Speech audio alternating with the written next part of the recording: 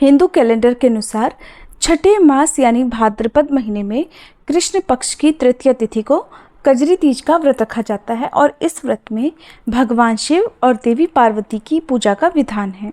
इस व्रत में सुहागिन महिलाएं पति की लंबी आयु और उनके सुखमय वैवाहिक जीवन की प्राप्ति के लिए निर्जला उपवास रखती हैं। कजरी तीज को कजली तीज या सातुड़ी तीज भी कहा जाता है। आज के दिन व्रती महिलाओं को चाहिए कि प्रातःकाल जल्दी उठकर स्नान आदि करके स्वच्छ व साफ वस्त्र धारण करें, श्रृंगार करें। इसके बाद घर में मिट्टी या गोबर से एक गोल छोटा घेरा बना लें। इसमें कच्चा दूध और पानी डालें और उसके किनारे दीपक जलाएं। अब गोल घेरे के किनारे पर नीम की एक टहनी लगा दें और उस पर चुन्नी ओढ़ा दें। इसके बाद सारी पूजन सामग्री जैसे कुमकुम, अक्षत, रोली, सिंदूर, मेहंदी, बिंदी आदि और 16 श्रृंगार सामग्री आदि अर्पित करें और फिर पूजा करें। दिन भर उपवास रखें। रात में चंद्र देवता को अर्घ देकर ही अपना व्रत खोलें। व्रत खोलने से पहले शाम को चंद्र देवता की पूजा करके या सुबह पूजा करके जो व्रत की कथाएं पढ़ी या सुनी जाती हैं वो सब आज की इस वीडियो में आप सुनेंगे। अगर आप इस बार कजरी तीज के शुभ मुहूर्त के बारे में जानना चाहते हो तो हमारे चैनल पर तिथि और शुभ मुहूर्त की जानकारी अलग से अपलोड है, आप उस वीडियो को जरूर देख लीजिएगा। आज के दिन लपसी तपसी की कथा भी सुनी जाती है जिसे इस वीडियो के लास्ट में मैं आपको सुनाऊंगी। तो पहली पौराणिक कथा के अनुसार किसी गांव में एक गरीब ब्राह्मण रहा करता था। भाद्रपद महीने की कजरी तीज आई तो ब्राह्मणी ने भी तीज माता का व्रत रखा और ब्राह्मण से कहने लगी, आज मेरा तीज माता का व्रत है, जाओ और कहीं से चने का सत्तू लेकर आओ। तो वह ब्राह्मण कहने लगा, अरे भाग्यवान, तुम तो सब जानती हो, मेरे पास इतने पैसे कहाँ, मैं कहाँ से सत्तू लेकर आऊं। तो ब्राह्मणी कहने लगी, चाहे कुछ भी करो, मैं कुछ नहीं जानती, लेकिन मेरे लिए कहीं से भी सत्तू लेकर आओ। कहीं पर भी जाओ, चोरी करो या डाका डालो, लेकिन मेरे लिए शाम होने से पहले सत्तू लेकर ही घर में आना। आखिरकार वह ब्राह्मण अपनी पत्नी की बात मानकर सत्तू लेने के लिए घर से निकला। जब वह घर से निकला तो उस समय रात का समय था। रात के अंधेरे में वो एक साहूकार की दुकान में घुस गया। उसने देखा कि उस समय साहूकार दुकान में नहीं था, तो उसने वहां पर चने की दाल, घी, शक्कर लेकर 1.25 किलो तोलकर सत्तू बना लिया और बिना साहूकार के आए ही वो बिना पैसे दिए वहां से जाने लगा। आवाज सुनकर दुकान के नौकर वहां पर आ गए और जोर जोर से चोर चोर चिल्लाने लगे। इतनी देर में साहूकार भी आ गया और ब्राह्मण को पकड़ लिया। तो ब्राह्मण कहने लगा, अरे भाई, मैं चोर नहीं हूँ, मेरा विश्वास करो, मैं एक बहुत गरीब ब्राह्मण हूँ और आज मेरी पत्नी का तीज माता का व्रत है, इसलिए मैं सिर्फ इस 1.25 किलो का सत्तू बनाकर ले जा रहा था, चाहे तो आप मेरी तलाशी ले लो। साहूकार ने उसकी बात का विश्वास ना कर जब उसकी तलाशी ली तो उसके पास सत्तू के अलावा कुछ भी नहीं निकला।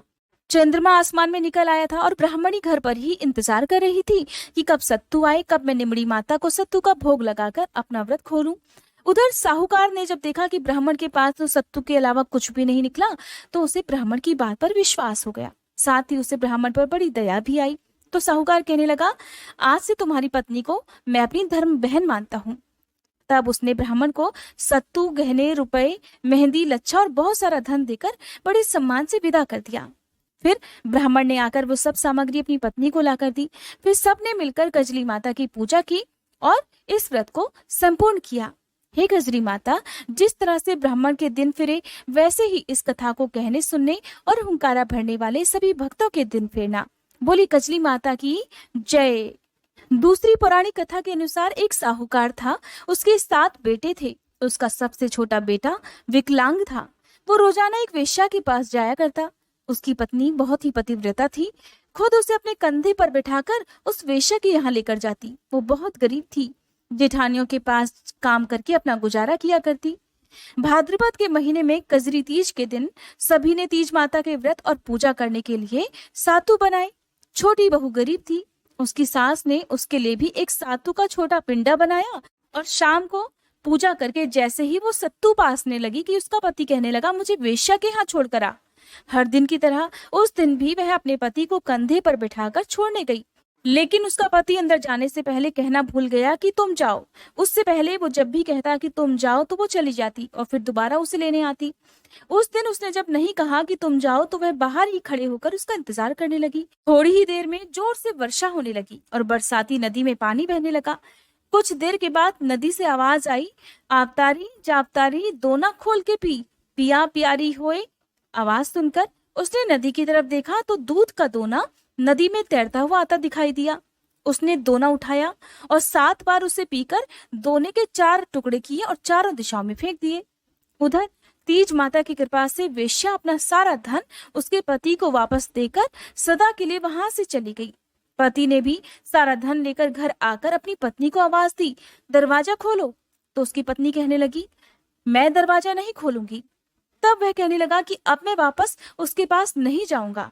मैं तुम्हें वचन देता हूँ कि अब मैं सिर्फ तुम्हारा ही होकर रहूंगा, तुम्हारे ही पास रहूंगा और दोनों मिलकर सातु पासेंगे। लेकिन उसकी पत्नी को विश्वास नहीं हुआ तो कहने लगी, मुझे वचन दो कि वापस वेश्या के पास नहीं जाओगे।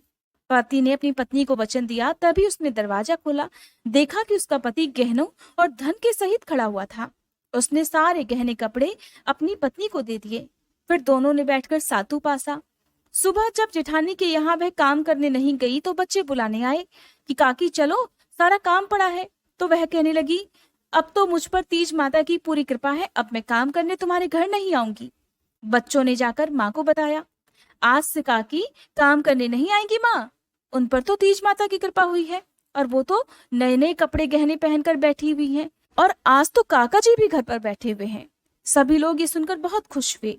हे तीज माता, जैसे आप उस पर प्रसन्न हुई वैसे ही इस कथा को कहने सुनने और हुंकारा भरने वाले सभी भक्तों पर प्रसन्न होना।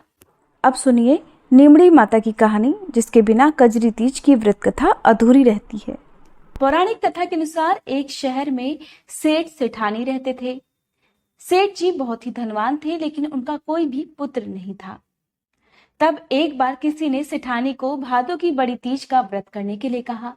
तब सेठानी ने पूरे विधि विधान से सातुड़ी तीज, जिसे कजरी तीज भी कहा जाता है, व्रत करके नीमड़ी माता से प्रार्थना करते हुए कहा, हे नीमड़ी माता, मेरा बेटा हो जाएगा तो मैं आपको 1.25 मन का सत्तू चढ़ाऊंगी। इस प्रकार श्रद्धा पूर्वक किए गए कजरी तीज के व्रत के प्रभाव से सेठानी को 9वें महीने पुत्र का आशीर्वाद प्राप्त हो गया। लेकिन सेठानी ने 1.25 मन का सत्तू नीमड़ी माता को नहीं चढ़ाया। धीरे धीरे समय बीतता रहा और सेठानी 7 बेटों की मां बन गई, लेकिन सेठानी सत्तू चढ़ाना भूल गई। पहले बेटे का विवाह हो गया। सुहाग रात के दिन जब सोया तो आधी रात को सांप ने उसे डस लिया और उसकी रात में ही मृत्यु हो गई। इस तरह उसके 6 बेटों की विवाह के बाद मृत्यु होती चली गई। जब 7वें बेटे की सगाई का समय आया तब सेठ सेठानी डर गए कि कहीं ऐसा ना हो उसका विवाह होने के बाद उसका 7वां बेटा भी मर जाए। तब गांव वालों के बहुत समझाने पर और बहुत कहने पर सेठ सेठानी अपने 7वें बेटे के विवाह के लिए तैयार हो गए। तब सेठानी ने कहा, गांव वाले तो मानते नहीं हैं, एक काम करते हैं, इसकी सगाई दूर देश में कर देते हैं। इस प्रकार सेठ जी सगाई करने के लिए घर से चले और बहुत दूर एक गांव में पहुंच गए। वहां 4-5 लड़कियां खेल खेल रही थी, जो कि मिट्टी का घर बनाकर बार बार तोड़ रही थी। उन लड़कियों में एक लड़की ऐसी भी थी जो अपना घर बनाकर तोड़ती नहीं थी। उसने कहा, मैं तो अपना घर नहीं तोड़ूंगी, इस घर को बनाने में मुझे बहुत मेहनत लगी है। सेठ जी उन लड़कियों की बातें सुन रहे थे। तब उन्हें वो लड़की समझदार लगी। खेलकर जब वो लड़की वापस अपने घर जाने लगी तो सेठ जी भी पीछे पीछे उसके घर पहुंच गए। सेठ जी ने लड़की के माता पिता से बात करके अपने लड़के की सगाई और विवाह की बात पक्की कर दी। घर वापस आकर सेठ जी ने विवाह की खूब धूमधाम से तैयारी की और फिर बेटे की बारात लेकर चले गए। इस प्रकार बेटे की शादी संपन्न करवा दी। इस तरह 7वें बेटे का विवाह भी हो गया। बारात विदा हुई। लंबा सफर होने के कारण लड़की की मां ने अपनी लड़की से कहा, मैं ये सत्तू और सीख डाल रही हूँ, रास्ते में कहीं पर भी शाम को नीमड़ी माता की पूजा कर लेना, नीमड़ी माता की कहानी सुन लेना, पूजा करके सत्तू खा लेना और सत्तू का बायना निकालकर अपनी सासू मां को दे देना। इस प्रकार बारात धूमधाम से निकली। बारात को घर पहुंचने में कई दिन लगने वाले थे। तब रास्ते में बड़ी तीज का दिन भी पड़ा। लड़की के ससुर उससे कहने लगे कि बहू खाना खा लो। तब बहू कहने लगी, पिताजी आज मेरा तीज का उपवास है, शाम को नीमड़ी माता की पूजा करके और नीमड़ी माता की कहानी सुनकर ही मैं भोजन करूंगी। एक कुएं के पास नीमड़ी यानी कि नीम नजर आई तो सेठ जी ने गाड़ी रोक दी। बहू नीमड़ी माता की पूजा करने लगी तो नीमड़ी माता पीछे हट गई। बहू ने पूछा, हे माता, आप पीछे क्यों हट रही हो? इस पर नीमड़ी माता कहने लगी, तेरी सास ने कहा था पहला पुत्र होने पर 1.25 मन सत्तू चढ़ाऊंगी, और 7 बेटे होने के बाद उनका विवाह हो जाने के बाद भी उसने अभी तक सत्तू नहीं चढ़ाया। वो अपना किया हुआ वचन भूल चुकी है। नीमड़ी माता की बात सुनकर बहू कहने लगी, हे माता, हमारे परिवार की भूल को क्षमा कर दीजिए। मैं सत्तू चढ़ाऊंगी।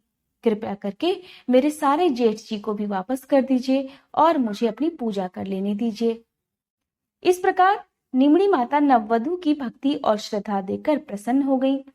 तब बहू ने नीमड़ी माता की पूजा की और चंद्र देवता को अर्घ्य दिया। थोड़ा सत्तू खुद खाया और थोड़ा सत्तू अपनी सास को बायने के रूप में निकाल कर रख दिया। सुबह होने पर बारात अपने नगर पहुंच चुकी थी। जैसे ही बहू ने ससुराल में प्रवेश किया, उसके 6 जेठ वहां पर प्रकट हो गए। सभी बड़े खुश हुए और उन सभी को गाजे बाजे से धूमधाम के साथ घर में लिवा लाए। तब सास बहू के पैर पकड़कर उसका धन्यवाद करने लगी तो बहू कहने लगी, सासू जी, आप ये क्या करती हो? जो बोलवा करी है उसे याद कीजिए। सासू कहने लगी, मुझे तो याद नहीं, तुम ही बता दो। तब बहू कहने लगी, माँ जी, आपने नीमड़ी माता को 1.25 मन सत्तू चढ़ाने के लिए कहा था और आपने अपना वचन तो निभाया नहीं। तब सासू माँ को अपने वचन की याद आई। 12 महीने बाद जब कजली तीज का व्रत आया, तब सभी ने मिलकर 1.25 मन सत्तू तीज माता को चढ़ाया। श्रद्धा और भक्ति भाव से गाजे बाजे के साथ नीमड़ी माता की पूजा की और अपना दिया हुआ वचन निभाया। हे नीमड़ी माता, जैसा आनंद सेठ सेठानी के घर हुआ, जैसी खुशियां उन सबको मिली, वैसी ही खुशियां इस कथा को कहने वाले और सुनने वाले सभी भक्तों को देना। बोलो नीमड़ी माता की जय। एक बार एक लपसी था, एक तपसी था। तपसी हमेशा भगवान की तपस्या में लीन रहा करता था और लपसी रोजाना 1.25 सेर की लपसी बनाकर भगवान का भोग लगाकर फिर जीम लेता था। एक दिन दोनों आपस में झगड़ा करने लगे।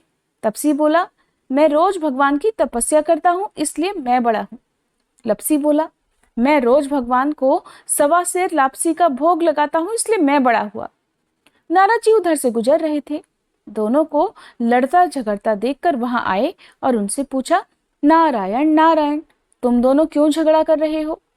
तब तपसी ने खुद के बड़ा होने का कारण बताया और लपसी ने अपना कारण बताया। नारद जी बोले, तुम्हारा फैसला मैं कल कर दूंगा। दूसरे दिन लपसी और तपसी नहाकर अपनी रोज की भक्ति करने आए तो नारद जी ने छुपकर 1.25 करोड़ की एक एक अंगूठी उन दोनों के आगे रख दी। तपसी की नजर तपस्या करते हुए जब अंगूठी पर पड़ी तो उसने चुपचाप अंगूठी उठाकर अपने पैर के नीचे दबा ली। उधर लपसी की नजर अंगूठी पर पड़ी, लेकिन उसने ध्यान नहीं दिया और भगवान को भोग लगाकर लापसी खाने लगा। नारद जी सामने आए तो दोनों ने पूछा कि बताइए मुनिवर, कौन बड़ा? तो नारद जी ने तपसी से खड़ा होने को कहा। जैसे ही तपसी खड़ा हुआ तो उसके पैर के नीचे दबी हुई अंगूठी दिखाई पड़ी। नारद जी ने तपसी से कहा कि तपस्या करने के बाद भी तुम्हारी चोरी करने की आदत नहीं गई। और लपसी के आगे वही अंगूठी मैंने फेंकी, लेकिन उसने ध्यान ही नहीं दिया और उसने श्रद्धा के साथ लपसी का भोग भगवान को लगाया, इसलिए लपसी बड़ा है और तुम्हें तुम्हारी तपस्या का कोई फल भी नहीं मिलेगा। तब तपसी शर्मिंदा होकर क्षमा मांगने लगा। उसने नारद जी से पूछा, हे मुनिवर, मुझे मेरी तपस्या का फल फिर भला कैसे मिलेगा? नारद जी ने कहा, अगर कोई गाय और कुत्ते की रोटी नहीं बनाएगा तो फल तुझे मिलेगा। अगर कोई ब्राह्मण को भोजन करवाकर दक्षिणा नहीं देगा तो फल तुझे मिलेगा। अगर कोई साड़ी के साथ ब्लाउज नहीं देगा तो फल तुझे मिलेगा। अगर कोई दिए से दिया जलाएगा तो उसका फल तुझे मिलेगा। अगर कोई सारी कहानी सुने लेकिन तुम्हारी कहानी नहीं सुने तो फल तुझे मिलेगा। उसी दिन से हर व्रत कथा कहानी के साथ लपसी और तपसी की कहानी भी पढ़ी और सुनी जाती है। ये थी हरियाली तीज की व्रत कथाएं। उम्मीद है ये कथाएं आपको पसंद आई होंगी। वीडियो अच्छी लगी हो तो लाइक करके चैनल को सब्सक्राइब करना मत भूलिएगा।